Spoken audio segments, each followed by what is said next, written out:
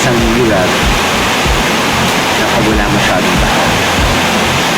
Pero kahit na may konting tao, feeling ko na highlight yung lugar dahil wala masyadong ingay.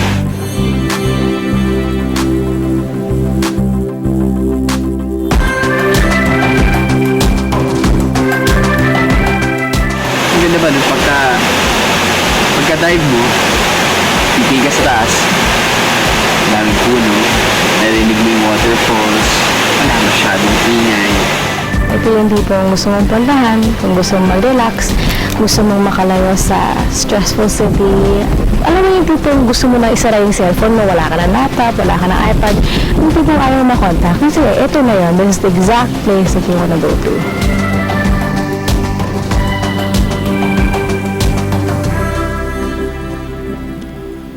Na-curious ba kayo kung saan ang tinutukoy namin mga biyero? Wes, samahan niyo ako sa sekretong lugar na nadiskubre ko. They are very lucky to have beautiful sea, at the same time, mountains.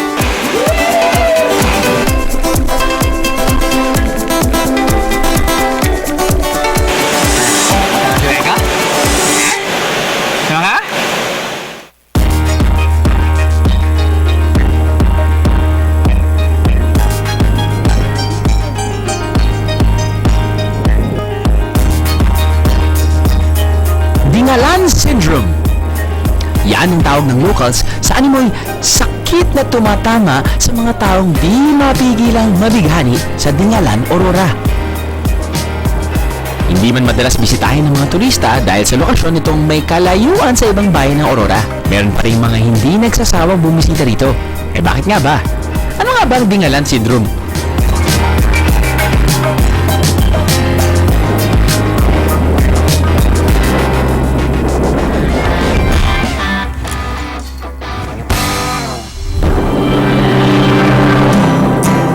Dito sa Dingalan, maraming beses na akong bumalik.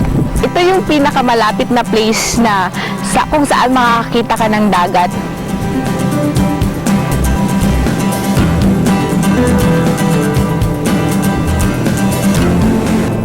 Ma-DS din kaya tayo, biheros? Ika nga ng ibang biheros, best of both worlds daw ang Dingalan dahil hindi lang ito para sa mga beach bum, kundi para rin sa mga hiker o mountaineer. Tama nga sila. Ang bayan ng Dingalan ay sakop ng eastern part ng bundok ng Sierra Madre at may 332-km stretch of coastline naman ito na nakaharap sa Pacific Ocean. Kung ganito kaganda ang lugar na inyong pupuntahan, ano pang hinihintay nyo? But take a stop na! Or remember, take a pic or it didn't happen, mga biyahero.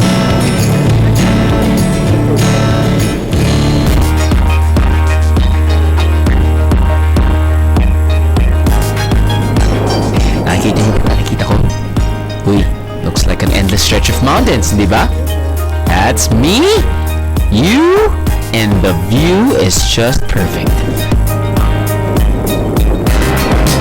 From Tanawan Falls, maraming tao, maraming turista, actually mga locals din, nagsastop by dito dahil, well, maganda yung bato. At the same time, kita mo yung Pacific Ocean.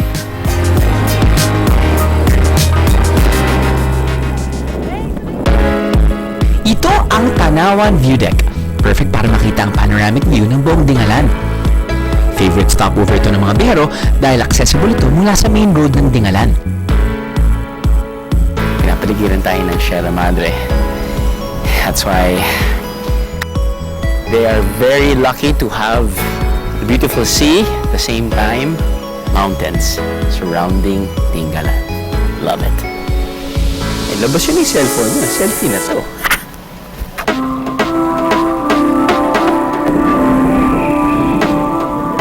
Mukhang landscape painting, no?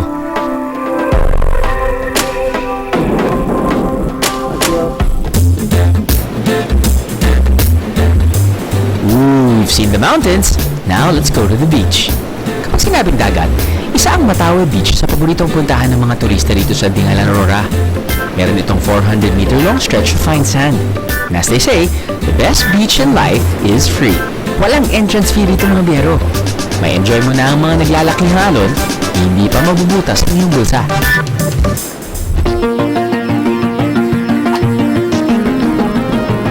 Meron pang sikretong lugar na to mga biyero. Isa ito sa mga natatagong attraction ng Matawe Beach. Tuwing low tide lang matatanaw ang mga naglalakihang bato.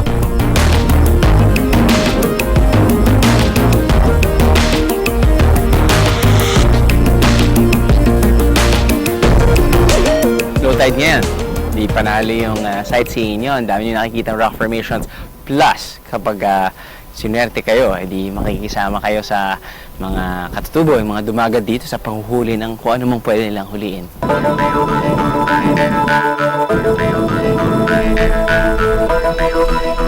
Pero bago mag-enjoy ng husto, may mabilis lang kaming paalala. Kapag umabot na ng high tide, na mabilis daw yung transition from low tide to high tide. Eto, syempre, papaligiran na ng tubig. At yung nakikita ko ngayon na bato sa likod ng camera, aabot dyan din yung tubig. At sinabi ng mga katutubo na sila naman kasi yung mga marunong dito, parating na po yung tubig. Kaya bumaba ka na dyan, Mr. Cameraman, at punta na tayo doon. Tara! Hey!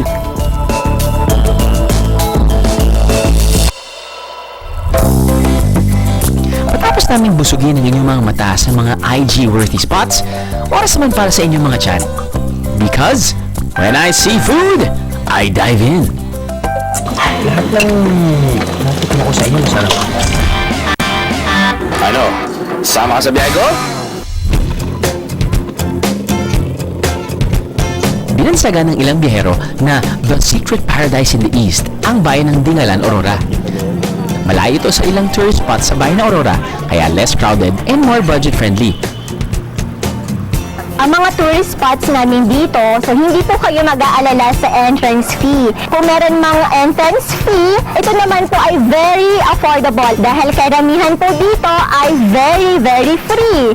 Yung welcome ng mga turista dito, actually wala talagang welcome kasi pagdating mo dito, tuturing ka nila na taga dito ka. Walang maghahagel sa'yo. Yung mga tricycle na madali lang to go around. Bukod sa libreng entrance fee sa mga tourist attraction at murang pamasahe paikot sa bayan, may isa pang bagay na binabalik-balikan ng mga turista dito. Mas mura ang seafood kasi compare sa market talagang doble ang presyo niya. Mura talaga ang seafood dito, Miss Fresh. Kasi yun yung kabuhayan din ng mga local fisherman na nandito. So, dito lagi ang bagsakan all the time. So, maraming pupunta talaga dito. Minsan 1 day tour lang para lang makabili ng fresh seafood. Ang hipon namin ay nagre-range lang po sa halagang 180 to 350. Ang lobster naman po ay naglalaro sa presyong 220 hanggang 800 pesos. Not bad, ah? Pwedeng-pwede.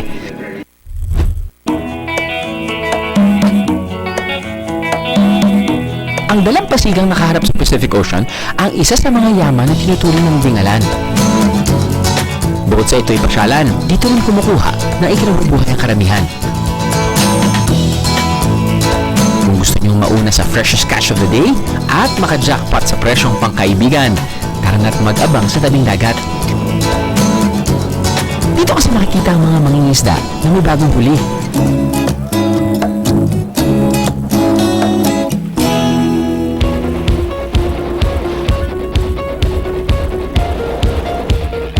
Kayo po ay diver. Opo. Makita nga natin yung ano mo.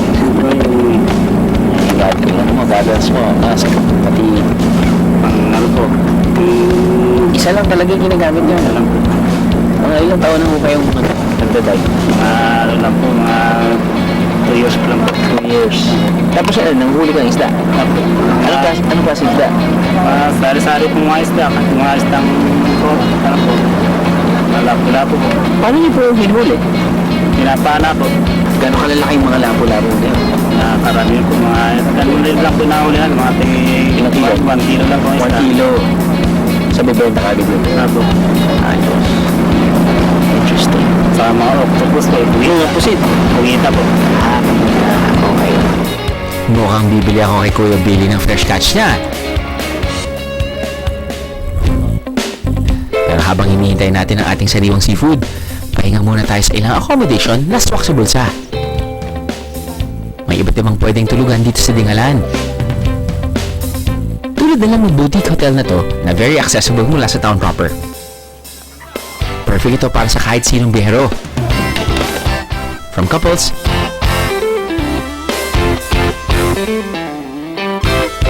to big groups tulad namin. Feels like home lang dito. Patapos ang matinding sisiran, eto na si Billy.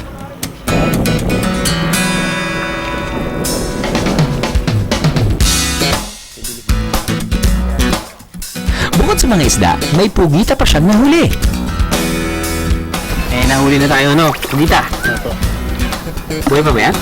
Patay na po yan. Patay na. Mga ilang oras na. Mga ano na po yan. Kanina umaga yan. Dapat Ngayon, kanina umaga po yan. Kanina umaga. So, okay. Ano ang paborito ko? Isa sa mga paborito kong kinakain sa seafood pugita eh. Pero hindi ko alam kung paano yung nililinis siya. Nakikita ko na lang luto. So, paano po ba? Ay, tinatanggal natin, kuya. Ito pang dito at saka yung itim niya to yung tinta. Ayun! Hindi kinakain yan. May malansa po yan eh. Pero kinakain din ko yan. Kinakain yun. Paano yan? Mabalik tayo lang po. Pabalik ka rin. Yun, no? Bulog na.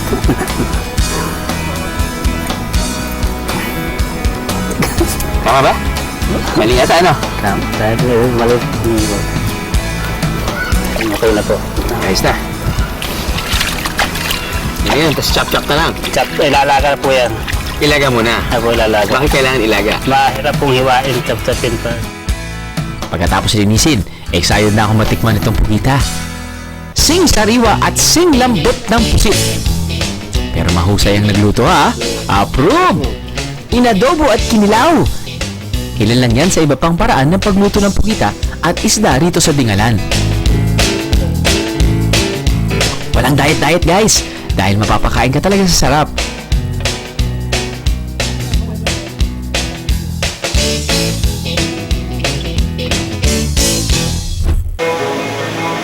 Oh, marami pang sikreto ang Dingalan Aurora. Mawawala ba naman ng seafood sa ating listahan?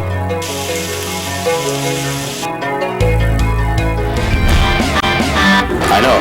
Sama ka sa biyahe ko?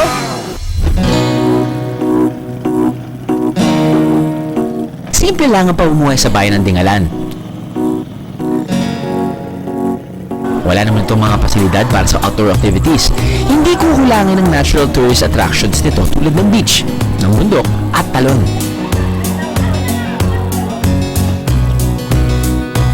Kung ano man ang hinahanap ng puso nyo, matatagpuan nyo yan dito sa Dingalan. Biyaherong hugot line right there.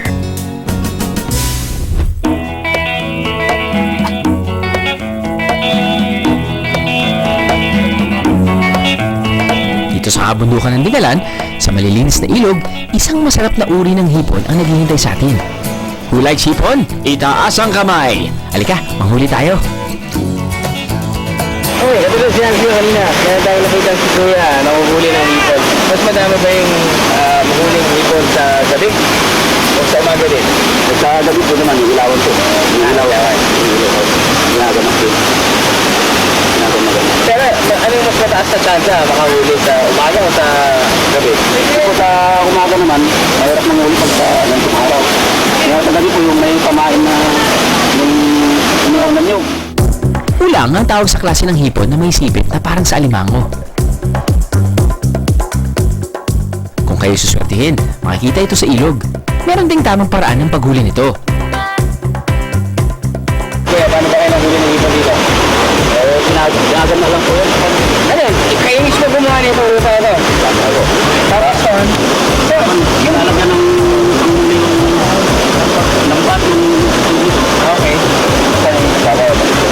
Tapos hindi mo mga hipon. Nakasuksok lang sa ano? Sa mga bato po, mga putas ng bato. Sa mga daon na gano'n ng tubig. Tinatakman nyo lang. Dadako lang yung mga tao sa araw na gano'n. Kasi nakabagsak sa tao dito.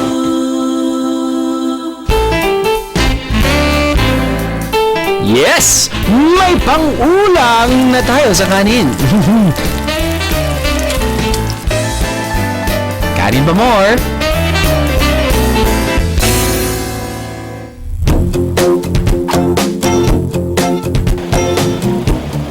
Isa sa tinatawag na virgin tourist spots dito ay nakatago sa paanan ng ilog ng Barangay Ibona. From Barangay proper, around 20 to 30 minutes nandoon na po kayo. May iba't ibang paraan para marating ito. Para sa mga cycling enthusiast kagaya ko, pwede magdala ng sariling bisikleta. May mga terrain na perfect pang workout.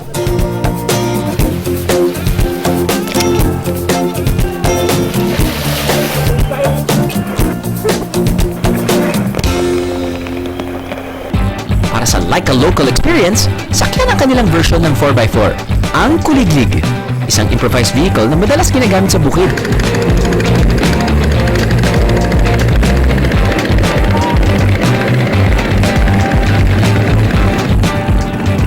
Pagkatapos ng 30 minutes sa Kuliglig, here we are!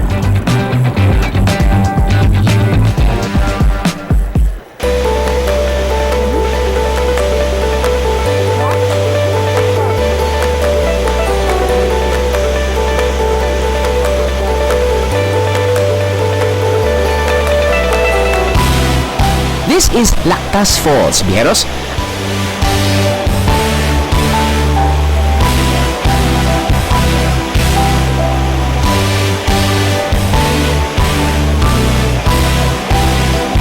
Ang falls na napapaligiran ng malalaking limestone.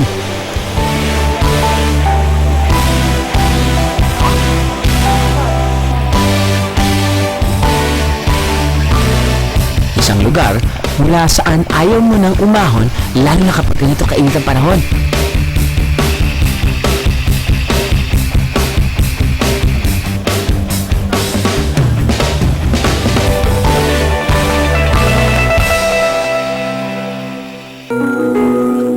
Isa sa mga pinagmamalaking ilog ng Dingalan, ang Ibona River dahil sa linis at lamig ng tubig. Sa palagay ko, matutuwa ang buong pamilya dito. Pwede kasing mag-picnic at mag-swimming. Pero ako, magpapa-cool down muna ako guys ha. Para fresh and ready sa ating next activity.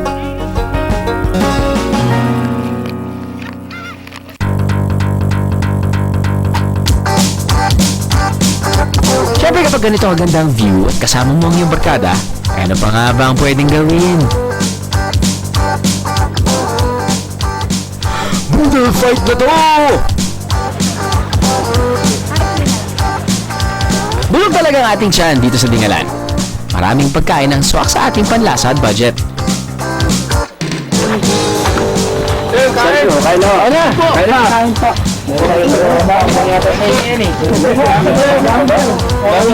Sigurado kayo? May kamay na lang. Pero ang pinaka-highlight ng salo-salo, isang klase ng pansit na pwedeng gawing main dish at dessert. So, hindi yan yung mismong pansit buko. Actual na pansit na starchy. Opo. By coconut meat. Isang version ng paborito nating pansit, ang pansit buko. Yun nga lang, imbis na biho ng kanton, buko ang ginagamit ng noodles.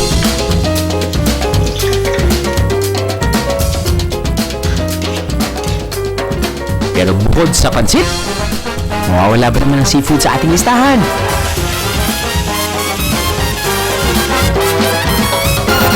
Kaya nyo pa pilawing hipon. Apo. Yes, sir. Yes, sir. Ang dami nga. Dapat na dagat yung Sarap. Tapos yung hipon na malaki. Yung yan po yung Magagalaw pa. Magagalaw pa? yan po yung nahuhuli dyan sa pinaguliguan na Try niyo po ito sa lobster. Sarap yun, sir. Lahat ng natikman ko sa inyo masarap. Ang dami nilang hinanda. Nabusog na rin ako sa kwentuhan.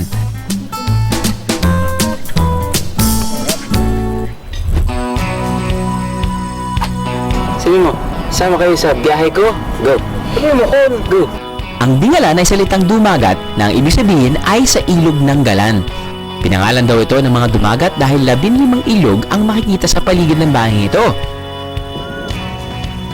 Ang mga dumagat ang katutubong unang nirahan sa bayan ng Dingalan. Kulot ang buhok at maitim ang mga dumagat. So, dito tayo sa beach side ng Dingalan. Di ba katulad na sinabi ko sa'yo, sobrang swerte sila dahil meron silang beach, meron silang bundok. What a great combination.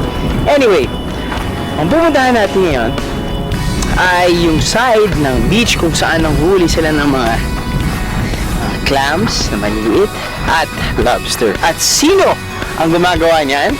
6 months of the year, mga kagatubo dito na pangalan, dumagat. The other 6 months, doon naman yung buhay nila sa bundok. Kadalasang nakatira sa kabundukan ng mga dumagat, pero kung minsan, bumababa sila para mangisda. At ang ganda lang kasi nilang tingnan dahil from afar, kita mo, di ba, bato-bato, tapos blue yung dagat, sila ay naka bright red. At yun yung suot nila. Kita-kita, ang ganda. Oh, yan na, merong camera eh. Ay pala yung camera na. Ayos to.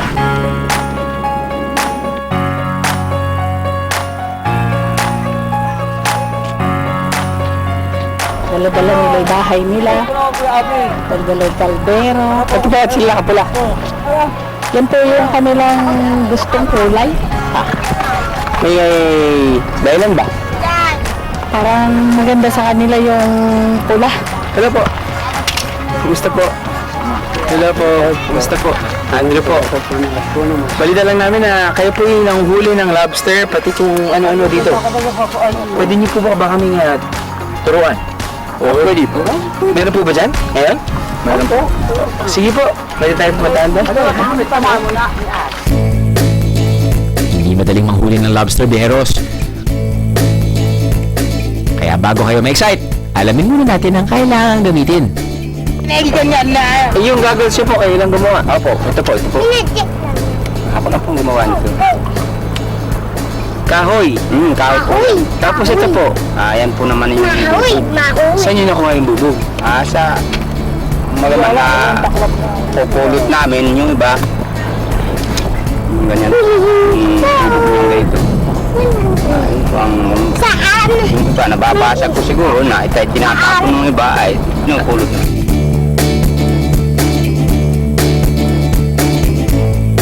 Kailangan po sa pag-nahuli nito, pagdakma, pagkaka-guantes, kasi pag wala kang guantes, ang masusugatan yung kamay mo dahil may tinik. Maraming tinik. Ganun lang po namin siya hinuhuli.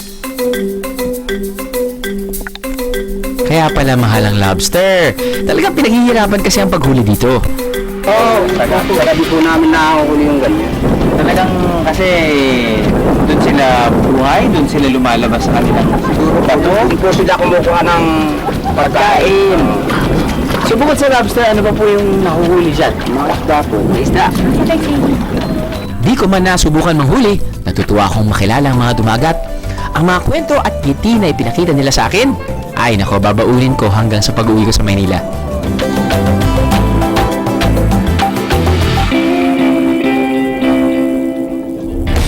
More reasons to experience the Dingalan Syndrome. Cave venture rin tayo, guys!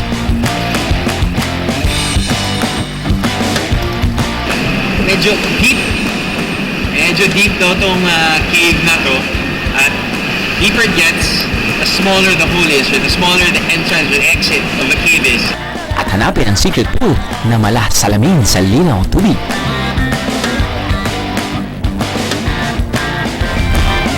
Ano? Sama ka sa biyahe ko?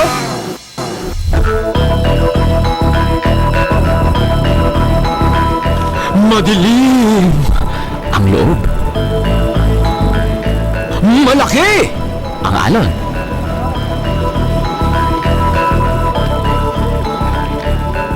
Buwis buhay ang makapasok sa bungangan nito. Ano kaya ang pakiramdam kapag nakapasok sa kuwebang ganito?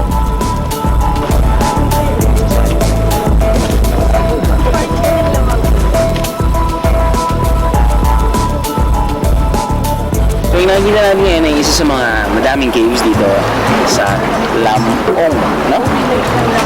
Yan, openings, maraming cave openings ng Lampong. Pupunta na lang sa dalawa. Kaya kung mangyari, masyado malaking bangka natin dahil marami din tayong tao. So, lilipat tayo sa isang maliit na bangka at papasukin natin yung kuweba.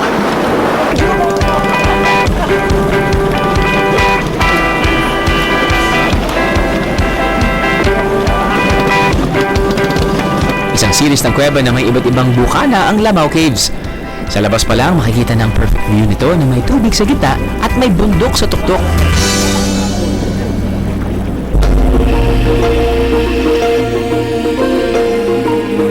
Pabihero tip, kailangan ng body system sa pagpasok ng kuweba. Plus, dapat marunong kayong lumangoy kung susubukan yung silipin ito. For your safety rin yan, mga biyero. So nakapasok tayo sa kuweba mga biyero. At actually maliit na yung bangka na ginagamit natin ngayon pero medyo deep daw tong cave na to. At deeper it gets, the smaller the hole is or the smaller the entrance or exit of a cave is. Naririnig mo yung echoing. Siguro mas maganda kapag magpasama ka rin dito kasama ka dito ng mga locals dahil sila talaga nakakaalam kung hanggang saan kayo pwede pumunta.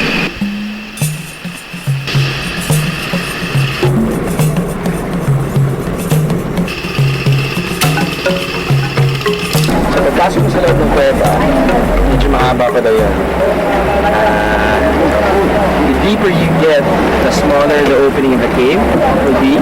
So, kailangan pa ng mas maliit na bangka. But, para sa akin, kailangan ako ng konting surveying. It's not the safest to go. Kasi, medyo malakas yung alon. This is the Pacific Ocean. At medyo open ocean na yan. Doon, pwede ba dahil medyo tago? Pero pumapasok yung waves doon. At medyo naririnig mo yung lakas ng pagsalpak ng tubig sa walls, no? Yes, it's not the safest place to be. Plus, kasi meron na rin mga sea garbage, mga seaweeds na kung tawagin, yung mga bote-bote na din. So, if ever you get stuck sa ganon at wala kang kasama, that could pose a fate threat. In that particular place, kailangan nyo ng kasama.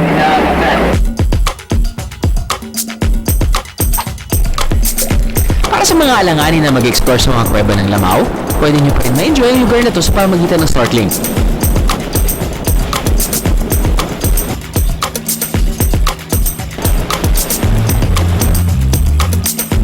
Sabi nga ng local tourism, samot-saring ang uri ng seafood dito at maganda pa ang underwater landscape.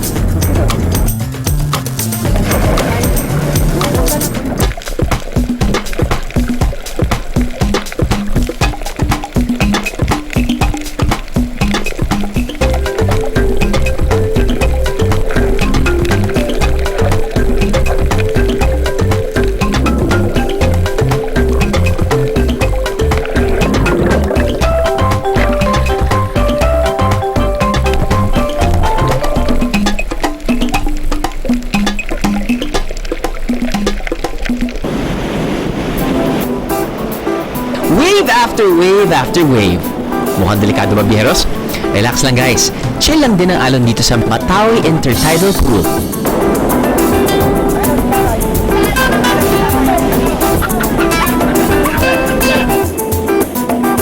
Another tourist spot sa bayan ng Dingalan kung saan pwede tayong maligo sa malinaw na tubig sa gitna ng mga alon. Akala nyo napaka-komplikado ng intertidal pool, no? Parang nasa jacuzzi lang. Oh, tingnan nyo to.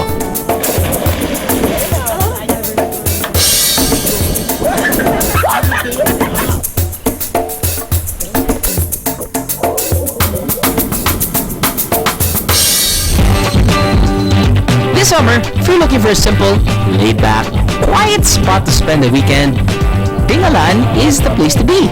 Hindi na nakapagtataka kung bakit may mga napapamahal na rito. May iba pang turista na nandito na tumira eh. Oh, I'm Charles, and I'm from the United States. 1976 was when I first came to Dingalan, and friends and family met they invited me out here like a tourist. They didn't know, so they showed me around here. Isa si Charles sa tinamaan ng Dingalan Syndrome. Dati siyang turista na dahil sa ganun lugar ay nahumaling na. I wanted to get away from the big cities, and this is very quiet and nice, and the people are so friendly. I definitely like the food. That's one of the big reasons why it's very fresh. Beach is my favorite right over here. White Beach, it's so quiet, it's peaceful there, you can relax. Hindi lang si Charles ang nahulog ang loob sa lugar. Sa aking paglilibot, nakilala ko ang Phil Dane pero mas Filipina at heart na si Lay.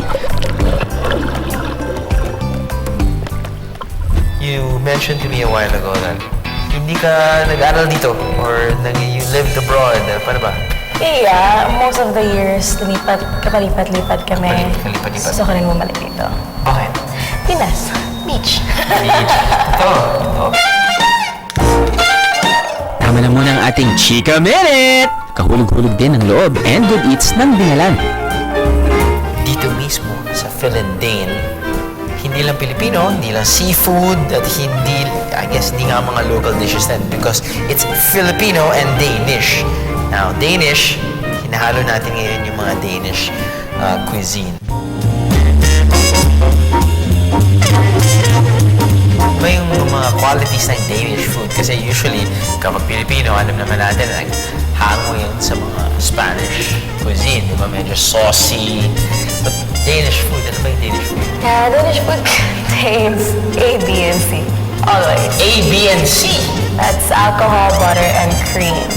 Alcohol, butter. Hindi pwedeng mawala ang alcohol sa atin. It's called Medistapulse. Sorry? Medistapulse. Please spell. Medistapulse, which is an O and a slash, LSE. It's made out of different spices called allspices. Okay. And then it's just basically pork and then you have two ways na pwede mo siyang iluto. It's either you grill it or you fry it in butter. This time we grilled it. It sounds so deadly but beautiful at the same time. May I? Yes, of course. Itong patatas ay Pinoy Well, lang. yes. Okay. I'm a fan of sausages kasi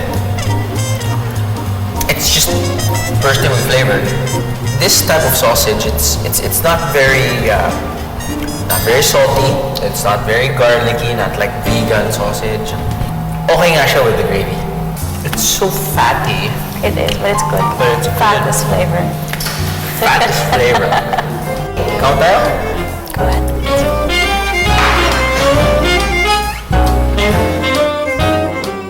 Luo SPC.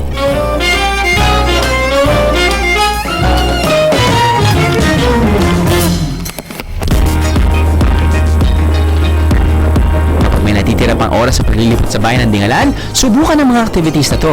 Pumunta sa kanilang port area. Dito may enjoy ang panonood sa dagat habang nalalanghap ang sariwang hangin na nagmumula sa dagat. Sa mga single and ready to mingle, well, meet the locals. Makipagkwentuhan sa kanila. Malay mo, isa sa kanila ang soulmate mo. Kung nais namang ma-achieve ang summer tan, punta na sa kanilang White Beach. Dito, malaya kang makakapag-sunbathing. But don't forget to wear sunscreen and don't forget to take a snap while sunbathing.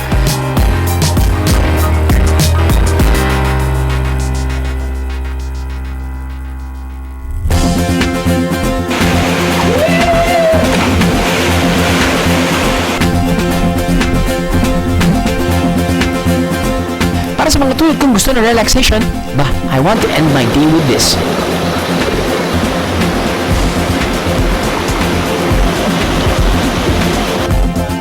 Swimming while admiring nature's beauty. Siyempre, hindi mawawala ang ganito.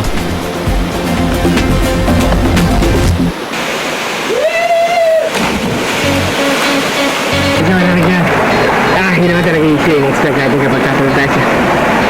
Waterfalls. Ito naman. Falls. At sabi naman nila maraming waterfalls dito sa Aurora. Pero I think isa sa mga most accessible. Konting ano lang. Konting trekking, konting hiking. Kahit mga bata kaya-kaya. Ito yung mag-reward sa'yo. And the jump, it's not very high. It's just like, I don't know, 12 to 15 feet. Very doable. Tama si Becca? Ha? Tama ka? Nilanggam eh. Ayun, sumama nga sa biyahe ko. And, tigas na ulo mo.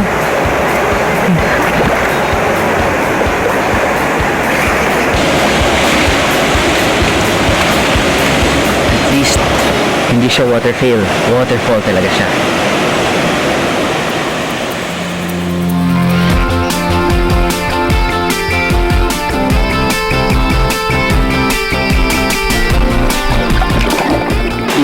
rin talaga ang isang lugar kapag wala masyadong tao. Pero kahit na may konting tao, feeling ko na highlight yung lugar dahil wala masyadong ingay, di ba? Pati itong waterfall na to specifically, it's not the biggest, di ba? It's not the deepest, it's not the clearest water, pero para sa akin, sakto dahil sakto lang yung pagtalan mo, sakto naman nabiging tubig, sakto yung lalim ng tubig. Pagka-dive mo, titig ka sa taas, daming puno, narinig mo yung waterfalls, wala masyadong ingay. So kahit saan ka talaga magpunta, kahit na napakasimple din yung pupuntahan mo, sometimes all you need is peace and quiet. Yun na yung biyahe mo. Kahit lumabas ka lang ng bahay mo. May mga lugar na talagang hindi madaling puntahan. Pero ika nga, no pain, no gain. Worth it ang 4 na oras na biyahe mula Maynila para marating ito. Tahimik ang lugar. It's like you have a town all to yourself.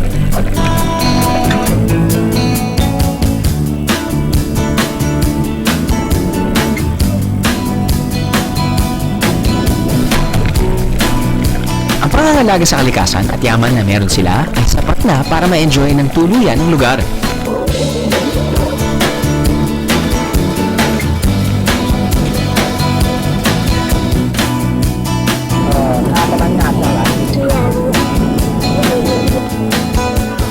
Bonus pa ang bukas na pagtanggap ng mga taga rito.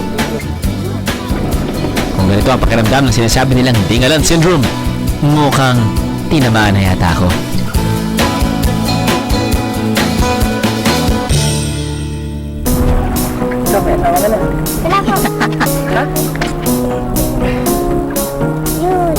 Ayos po.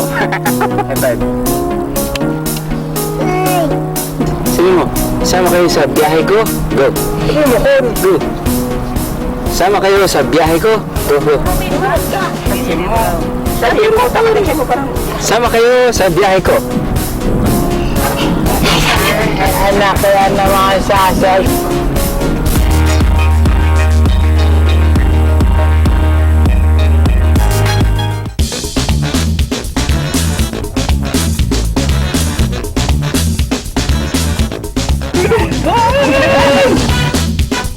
Minsan-minsan lang ako kumain nito pero sarap talaga nito.